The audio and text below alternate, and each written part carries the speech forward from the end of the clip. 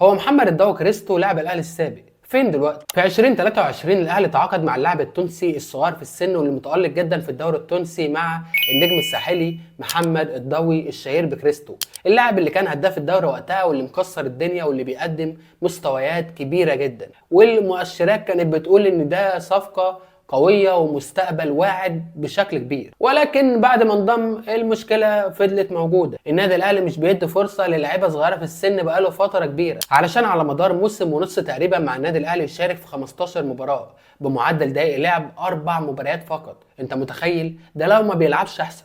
وفي عدد الدقايق اللي هو خدها قدر يصنع هدف فقط، علشان بعدها الاهلي قرر يخرج اعاره، وفعلا انتقل للصفاقسي. لعب موسم كامل 31 مباراه، سجل فيهم 4 اهداف وصنع 4، وكان مستواه متذبذب بشكل كبير رغم انه لاعب كان بيقدم اضافه في بعض المباريات، ولكن ما كانش قادر يكمل مع الفريق، علشان بعد ما يرجع للنادي مره ثانيه يخرج اعاره ثانيه للنجم الساحلي الفريق اللي بدأ فيه. في المباريات الوديه تألق جدا، ولكن في المباريات الرسميه حتى الان المستوى مش افضل حاجه. 15 مباراه وقدر يسجل هدف وحيد فقط، وده كان في اخر جوله، رغم انه بيشارك بشكل اساسي واخد عدد دقائق جيد جدا، بس لا، مش قادر يقدم حاجه تذكر حتى الان. كريستو اعاره حاليا والاعاره تنتهي مع نهايه الموسم، هل يرجع النادي الاهلي ولا لا؟ ولو رجع اكيد هيتم قيده كلاعب فوق السن، ولكن بالنظر لمستواه والارقام اللي بيقدمها لا، الموضوع صعب جدا. وانا بقول انه مش هيرجع النادي الاهلي رغم انه لاعب فعلا امكانياته كبيره، ولكن اللي حصل ان كريستو مش قادر يقدم حاجه مقنعه حتى الان.